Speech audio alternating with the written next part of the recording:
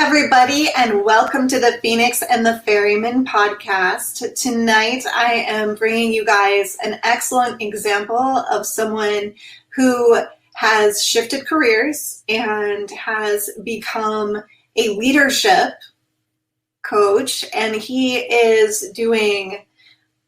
does international speaking, he's working on a book, he does conferences, and he's got some wonderful things to tell you guys tonight.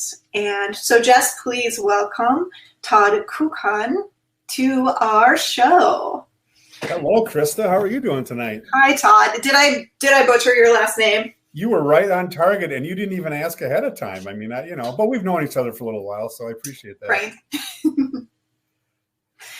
So Todd is a member of a mastermind organization that I'm in. So we met through Unleash You, and I've had the opportunity of hearing him speak a few times, and he is extremely inspiring and motivational and has some really great foundations in leadership, which is not my scope of practice. So I love to listen to him speak because I don't know all the things that he talks about. So I hope you guys enjoy listening to Todd tonight. So Todd, can you just tell us a little bit about who you are and what kind of things you do in life to keep yourself entertained and just who you are as a person? Sure. I appreciate that. I think, Krista, the fact we're different, I think, one of the things that I talk about when I speak is how differences make us better. And I think that's so important in life, whether you're talking about diversity, equity, inclusivity, whether you're talking about professions, whatever the case might be. I think we can learn so much more from each other if we have an open mind and open heart and are willing to listen to each other. And not that maybe someone's going to change my views. It might even help cement my views more, but that the differences part. So that's why I have a lot of respect for you and what you do for your audience. There's so many great things. And I guess just to take a quick aside from who I am is really thank all those people. Thank the military, thank those in the police department, fire department, first responders, all the people that you're helping and really working for, and battle to be you're the nonprofit that's out there. You just do some wonderful things for some great people. And we were talking before we jumped on here about my father, who he's 93, and he and my mom have been married for 71 years, and he fought in the Navy in the Korean War, and I just have so much pride for him and all that he's done for our country, and as well as so many other people in whatever line of work they're in protecting us. You asked about me and who I am. That's always a hard question to answer. But a couple things that popped to mind while you're asking me that. One is, I think that everybody has a message and everybody needs to hear a message. So my message tonight may or may not resonate with people, but I know there are people out there that want to and need to hear my message. And I don't mean that in a boastful way, right? I think there's people out there, though, you just never know, just like you on your shows, your shows all the time, and the speaking that you've done and some great opportunities you have. There are people in the audience that need to hear your message. And that's really what's motivated me now to go down this road of developing my own business and stepping aside from my job. When I initially started this, about 4 or 5 years ago, this leadership development journey, quite honestly, I was kind of doing it for the money to start with, to supplement my job. And I guess that's okay.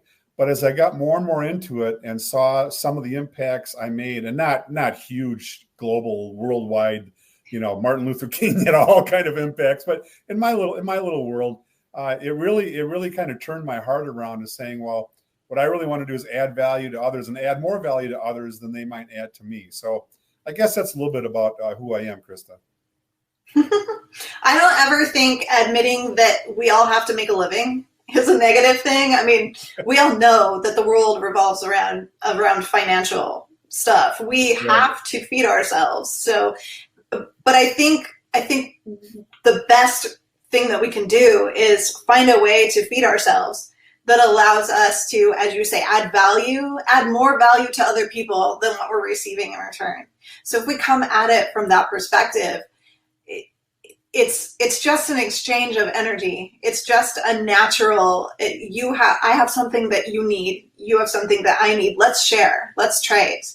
Let's take care of each other. So it's always so funny to me how everybody is always afraid of that word. Yes, I'm doing it for the income. Of course, we're all doing what we do, our jobs, for income. We live in the United States. That's the way it works. But from a place of giving, and from, you have that pure heart, you have that desire to change things, to bring light to people's eyes, and to show them that there's a different way maybe than what they're already seeing. Well, and I think you look at it, you talked about giving and getting. Life is about giving and not about taking. And in my current line of work that I'm soon going to be leaving, I run a chamber of commerce, and we have a lot of networking events. And sometimes people go there to get. I want business cards. I want a customer, and it doesn't work. You need to go there and give and say, hey, what can I do to help you? And then in turn, it's going to come around. It might not be that day or that week or that month, but it'll come around as long as you just keep giving and giving and giving. And it's really amazing. And even, people with faiths, different faiths, or don't have whatever, it's any kind of giving or support that you can give to other people. And again, thinking about what you do and sharing messages that you and I share, positive messages about growth and how to advance in your life, how to advance in your career. But that giving mentality, I think, is really important. Absolutely agree. Networking is such a bad word. But if you look at networking from a different perspective, and you look at it as an opportunity to build genuine relationships, that's what networking really is. We've gotten in a lot of the business networking organizations, it's gotten to the point where you go to a room and there's 100 people. Well, you can't build relationships with 100 people in an hour. So you're going to talk to 2 or 3 people. But find that 2 or 3 people that you can actually connect with, and you can actually have something to give and take with each other, and you'll have a successful event. If you meet one person out of 100 at that event that actually has a relationship with you after the event, that was networking. Instead of trying to get everyone's business cards and hey, here's my info. That doesn't actually work, because you go home and then you're like, who is this person? You must be coming to our events, because that's exactly what I say.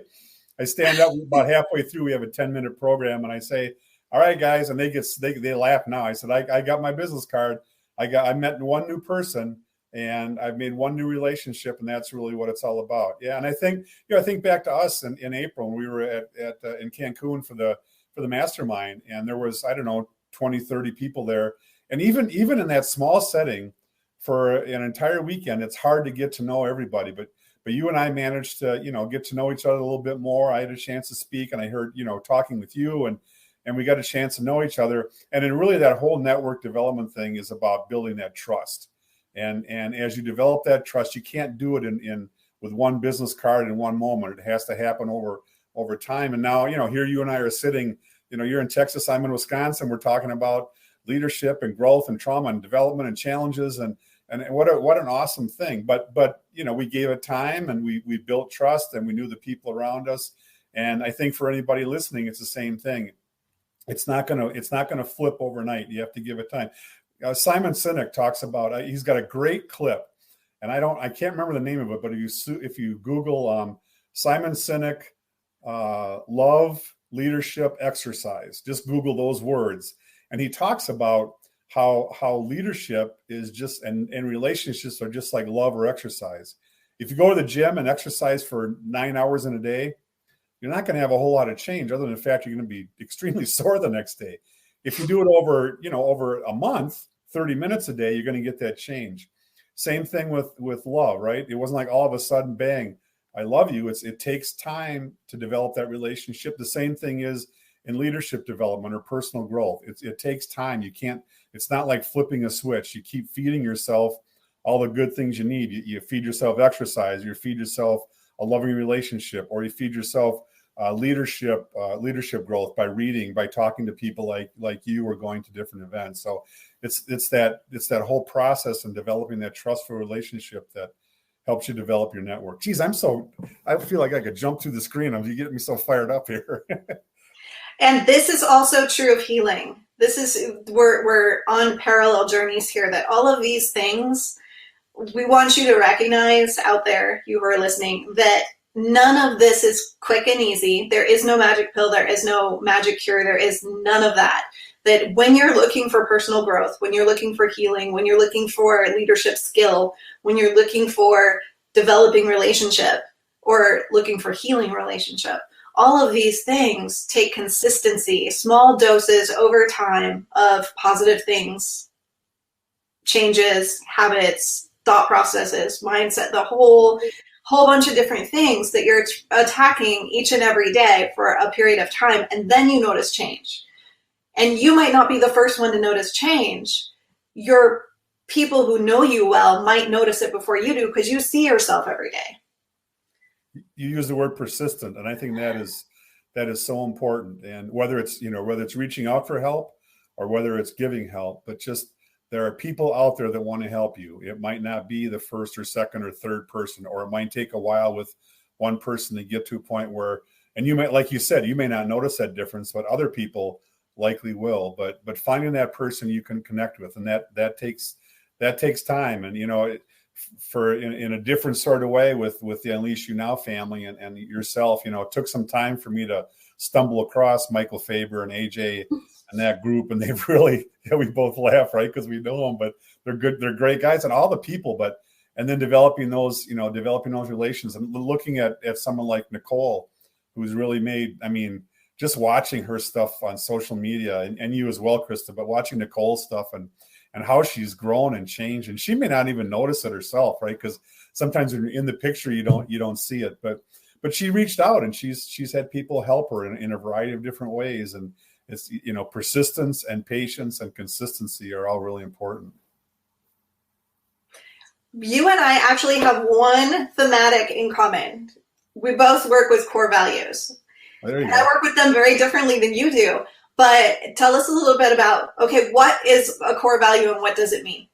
Sure. A core value is really what's foundational to you, foundational to your soul. It's who, you asked the question to me before, who are you? And I'm surprised I didn't spout off my core values, but it's one of my, I have this five-step roadmap for a mindset shift to help people shift their mindset to hopefully a more positive tune. And the first step is your core values, because you really have to know who you are, and you really have to work from the inside out. And you were part of the, I'm trying to think if I did that exercise in Cancun, I think I may have, and taking you through your core values. And it's a series of steps. And it's not just like finding a bunch of words and, oh yeah, those are my core values. It's really thinking through those and looking at some serious questions about what brings you joy, what do you want your legacy to be, what have your challenges been in life, what causes you issues in your life, and then determining what are your core values. And something we didn't do in Cancun was actually starting to put those core values into action by, write a sentence around those core values and what they mean.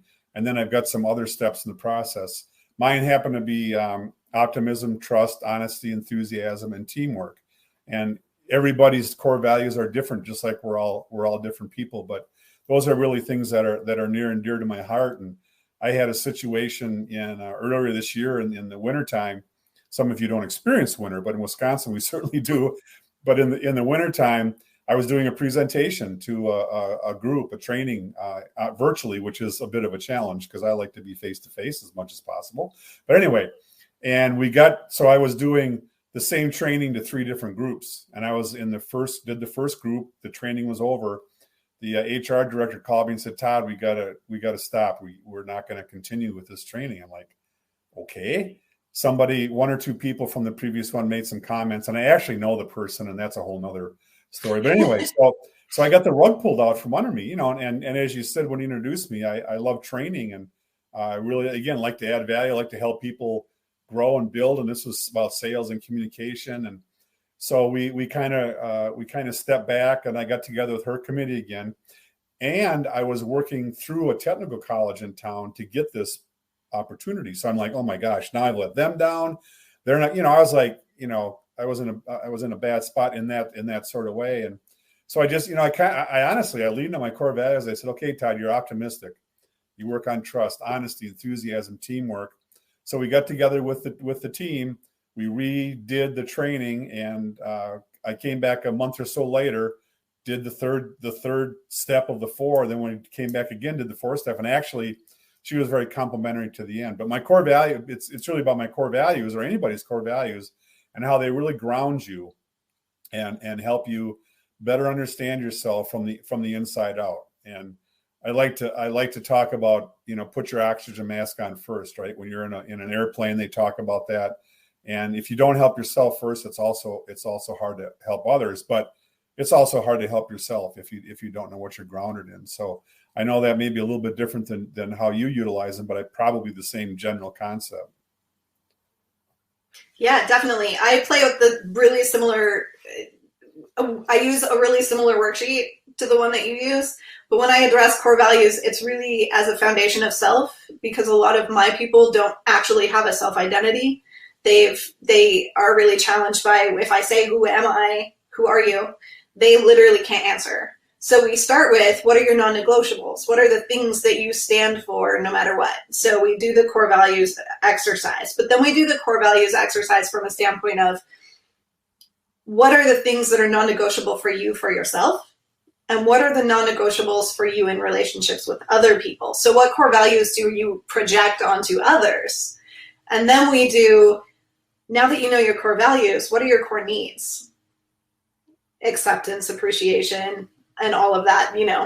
There's only a few. Everyone's pretty similar on those. They vary a little. So then we apply all of those. And what does that look like in your relationships with other people? What does that look like in your relationship with yourself? How can you achieve living a life that represents your core values and get your core needs met? So that's the way that we play with them. But they're so structurally important. They literally are the essence of who we are. If we're in alignment with ourself, we'll be true to our core values. So when we notice that we're way off base and we're like, I'm acting in this way that doesn't match, well, I'm probably not doing something that's true to myself in this moment. And that's when you feel all the icky feelings. Yeah, exactly. And part of what I've learned along the way, a lot, when I first got involved in leadership and personal growth, it was through the John Maxwell team. And John would always talk about every day he spends like a half hour with a pad of paper. He's old school, pad of paper and a pen in a room, and he's got a comfortable chair, and he probably has 15 rooms in his house. But anyway, he spends time just thinking. And I think that's kind of an element of it. It was, we are so, sometimes we're so worried about others, we forget to take the time for ourselves to think about things like our core values. And I know there are some people that, that may not be the case. They're obviously spending a lot of time, but if you don't spend time thinking about yourself and what you are, who you are, what you believe in, why you believe in it, and, the core values exercises that we both use, I think that's really critical. It's such a fast-paced world we're in. I mean, my parents probably said that 90 years ago too, but it truly is. And there's so much change and uncertainty out there. And that's a lot about what I talk about too. Try to bring some, you try to bring some calm to people, and you do a wonderful job of that. But with when COVID hit, but even before COVID, there was change and uncertainty in all of our lives, and there is during COVID, and there's going to be, sad to say, forever. But it's how we use our things like our core values to kind of balance that and try to do our best to keep those under control to some degree. And oftentimes that you have to reach out to others, as we talked about earlier. And that's one of the steps in my 5-step process, is your inner circle. Who are the 5 people closest to you that really impact your life? Jim Rohn, I guess, kind of is the father of that thought, as far as I know. But and that's changed in my life now that I'm in Unleash You Now family. I lean a lot on Michael Faber and AJ Vassar, are 2 people that I lean on a lot, because they've meant a lot to me. They're people I can go to, I can trust, I can say whatever I can say, and AJ will tell me how stupid I am. Not really, but he'll be very honest with me. But having those people close to you, and sometimes it might not be your immediate family, even your spouse or partner. It could be somebody else. But those people that you can go to and really, again, trust and know that you can reflect on, talk about things like core values without getting, like, oh, that's corny, like your friends kind of roll your eyes at you. But that inner circle is kind of another element of that, the people that you surround yourself with. And you probably don't even think about it, but literally your support system is what we call it in the healing industry. It's just as crucial in healing as it is in personal development, as it is in leadership, as it is in relationship. All of these processes are parallel. Like, they're all the same process. So we need the same things in every aspect of our lives. So if we have a good support circle, if we have those people in our surroundings that we trust, that we can go to, those people might be different for business than they are for personal life, than they are for healing. But you have your support people, and that's crucial. It's crucial for our mental health and for our survival and for our ability to thrive. We're social creatures. We don't do well if we don't have our people. And you add that on, you're talking about being social creatures, you add that element to it. What we've been through the last 18 months, we've been forced in some ways to be less social. So that does not, that does not bode well. But again, fortunately, like you and I, well, of course, this is a distance thing, but the ability to reach out, I remember when COVID first hit in March of last year, and we had to shut down our offices in Wisconsin. And I basically was ready to shut down, and just like we weren't going to do any networking stuff or trainings. And somebody said, "Oh, there's this thing out there called Zoom." Right. Well, now it's a verb. You've been Zoomed and all these different things. But at least we do have that. But it's another tool to use to try to make those connections. Because you're right, your support system for folks is so critical for them for their healing. You're exactly right. You do some work with personality types, don't you? Yes. Yeah. I use the DISC, DISC. Behavior assessment, and that's something else. I'm a consultant through the Maxwell team, and that's another great tool to help you learn more about yourself. The best thing about it is it's you telling about yourself. It's not your spouse or your boss or your the lieutenant or something telling you. It's kind of you telling about yourself, but it's a 15-minute assessment. And there's those questions in there. There's like 4 statements, and you can narrow it down to 3, right? Because they're all like, oh my gosh, how do I answer this? But you answer it from the heart, and then at the end, it gives you a 30-page report, and it talks a lot about you, about your. And I've got to look. I haven't looked at it in a little bit, but it gives you like who you really are, who you are when you try to adapt, and who you are deep down.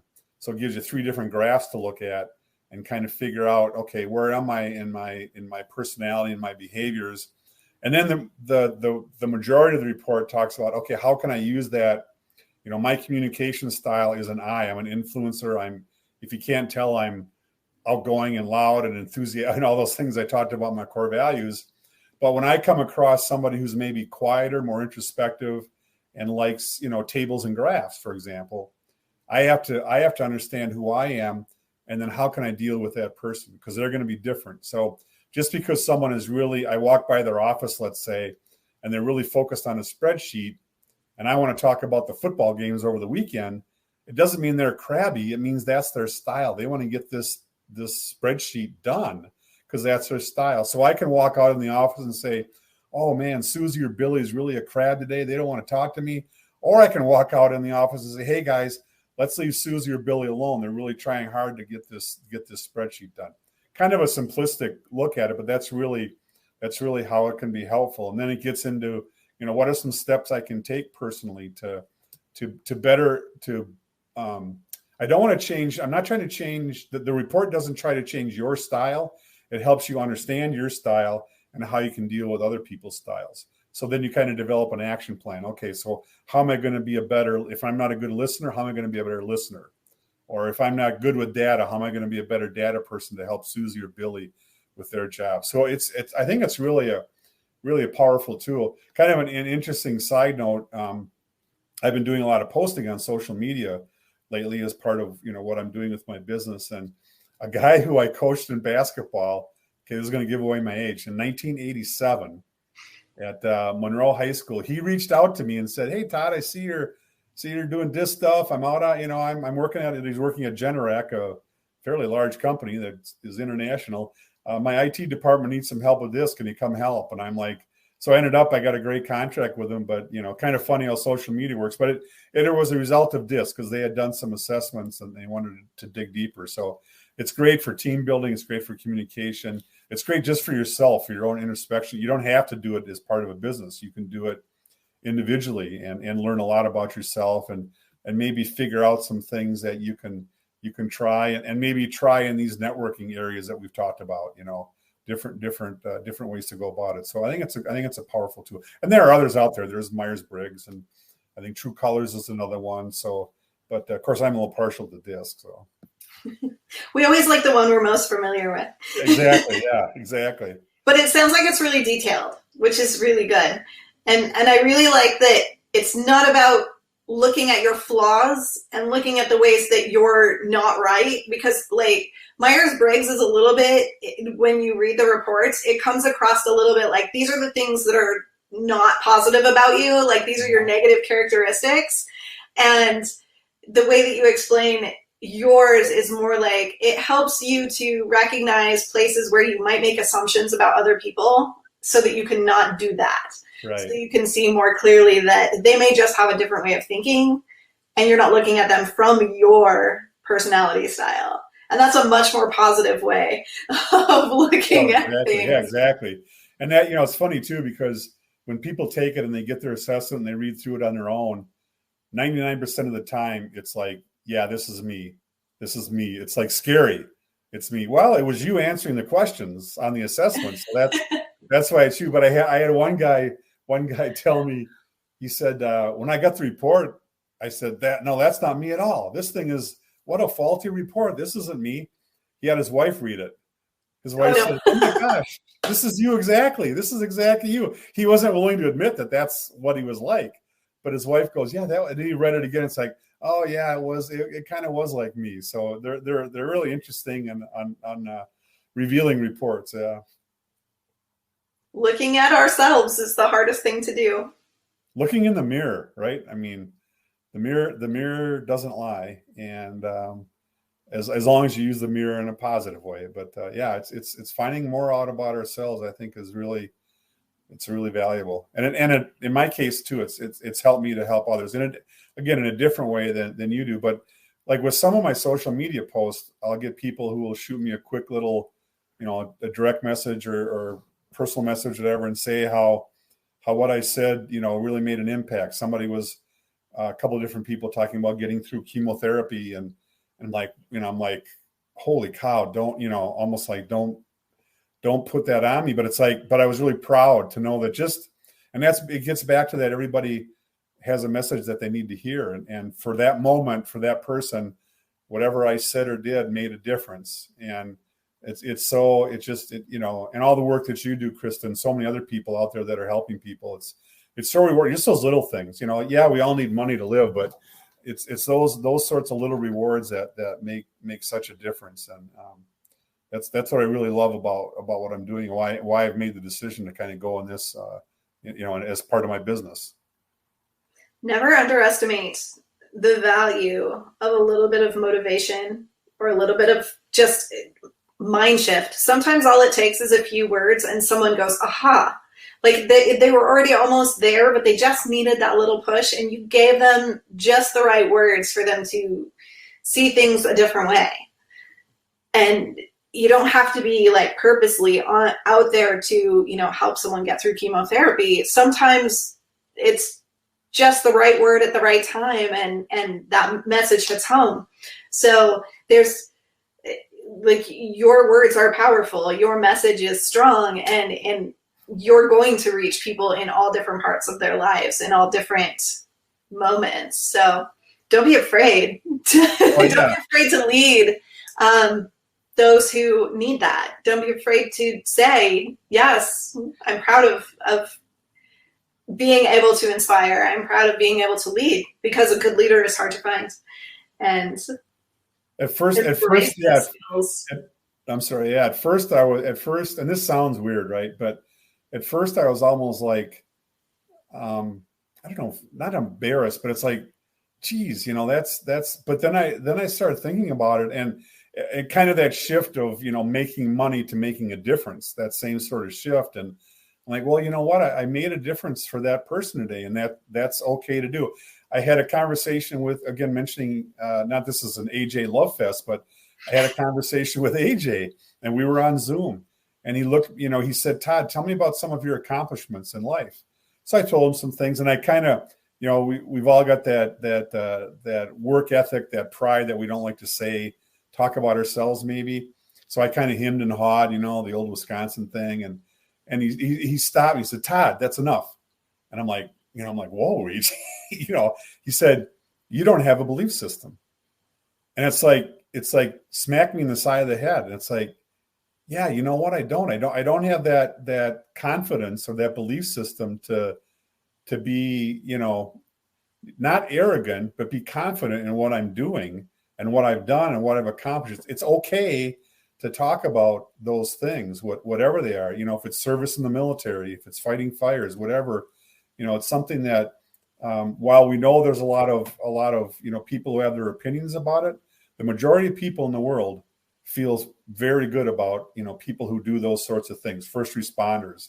And, in AJ's way, he was telling me in my small little world, my corner of the world, that it's okay to be proud of what you do and your belief system.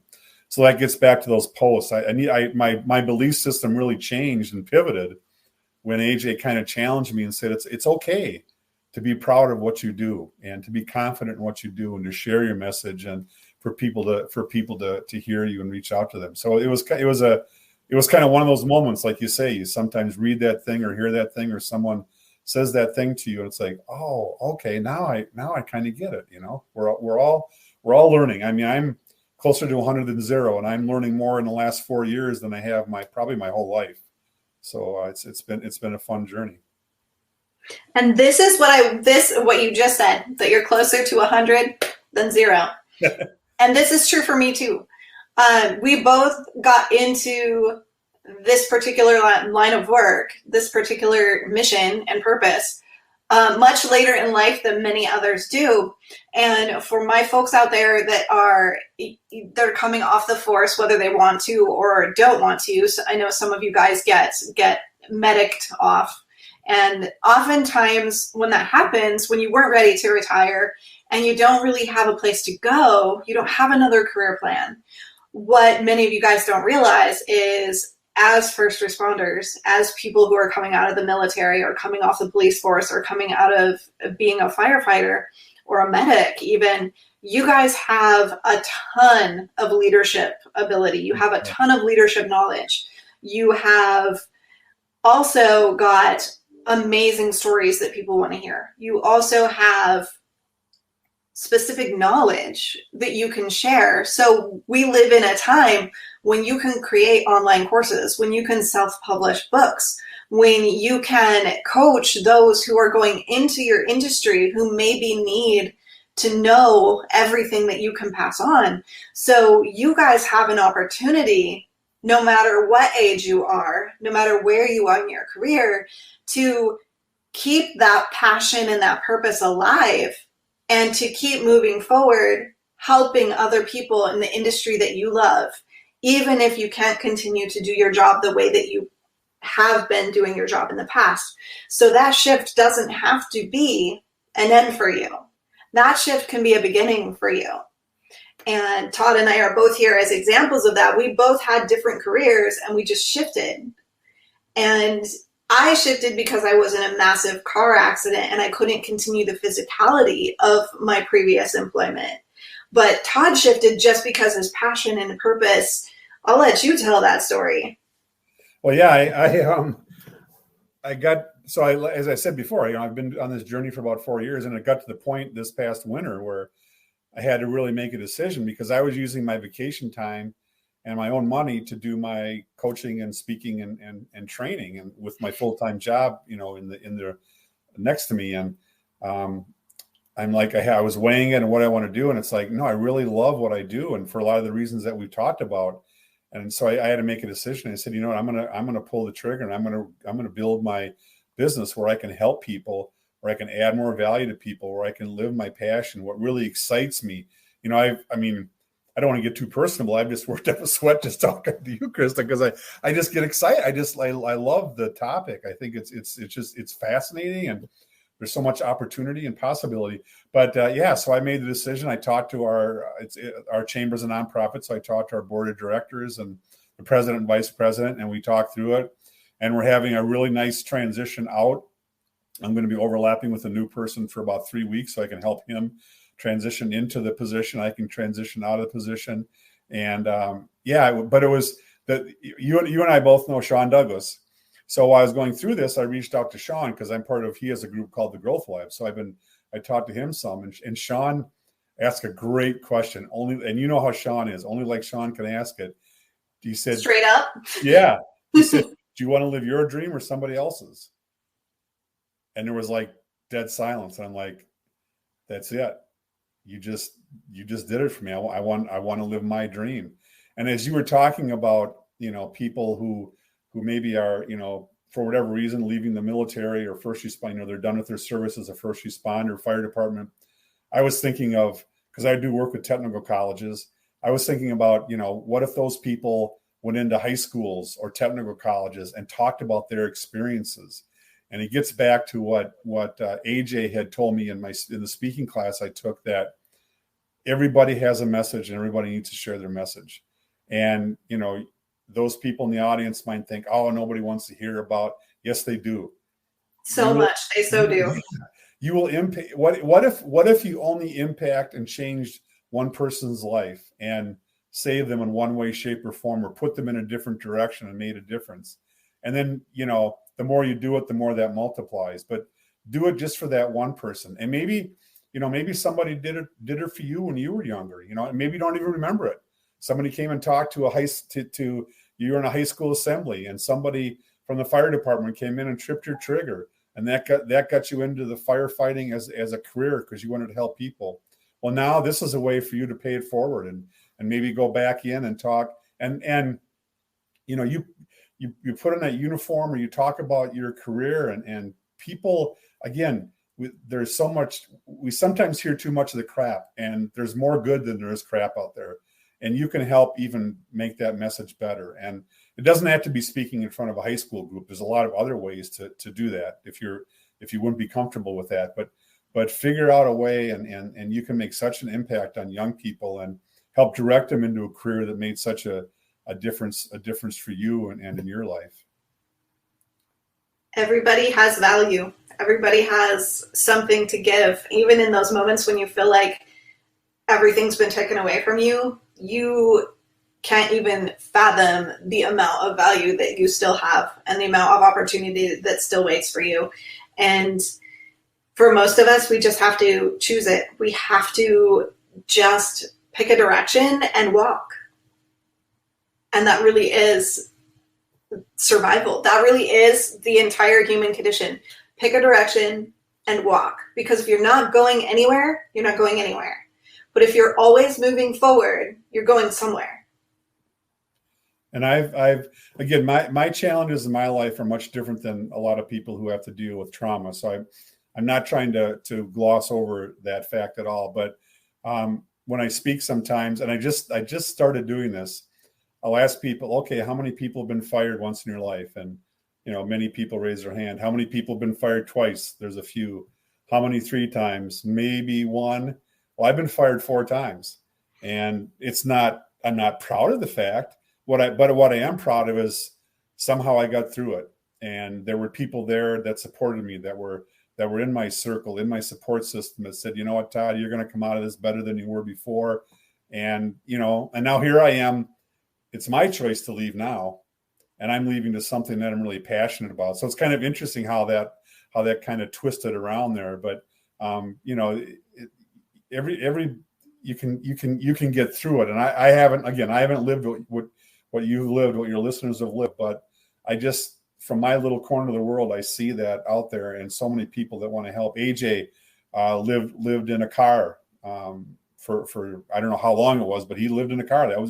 He was homeless. He lived in a car, and now AJ is helping so many people. Michael Faber has had trauma in his life with his own brother, and so many stories. And when I first heard these stories, I felt like I'm not worthy. You know what? I'm not worthy to stand up in front of people and speak about what I've done. But then as I got that reinforcement, again, through social media, through my support system, through my inner circle talking to me about, yes, you can make a difference. Yes, people need to hear your story. And it mattered to people. So it's that journey thing. It's not going to be a switch that you flip, but maybe something you or I said tonight will trigger hopefully something. If we impacted one person, it's been a great night, and there's possibility out there. So how can people find out more about you? Oh heck, well, call me or something, or come up to Wisconsin and Stevens Point and track me down. I have a website, and it's Todd Kuckkahn. Should I spell that out, or probably? Or no, it's on the screen. It's on the screen. Okay, people can see that. So yeah, toddkuckkahn.com. Pretty simple. It talks about some of the things I do. But I'm on Facebook, LinkedIn, Twitter. I think my stuff goes on Instagram too. I'm not real savvy on that area, but I'd love nothing more than to sit on Zoom for a half an hour. And I had a conversation the other day with somebody I just met through this book writing thing I'm doing, and we were going to have a half hour kind of a get to know, and we were on for an hour and we had to drag each other off. So, if you just want to shoot the breeze, maybe you want to ask me about my dad in the Navy, or ask me how come I'm such a klutz and got fired 4 times, or talk about core values, or I could tell you all about Krista in Cancun and how she behaved herself. And she behaved herself. But I'm open to talk to people. But yeah, my website's out there too. And I'm going to be doing a conference in January up here in Wisconsin as well. But just find your people, find your support system. Absolutely. Thank you so much for being with us tonight, Todd. I enjoyed it. Thank you, Krista. It's awesome to see you. I can't wait till we can actually shake hands or hug or see each other live. Thank you, everyone, for joining the show tonight, and have an amazing, amazing rest of your day. And we will have another show on Wednesday, which we usually don't, but I'm making up for missing last week. So we will have Crystal Castle on Wednesday, and then we also have another show on Friday. So you guys will want to catch us. I'm going to be talking a lot this week, so I can't wait to see you guys on Wednesday. Have a fantastic evening.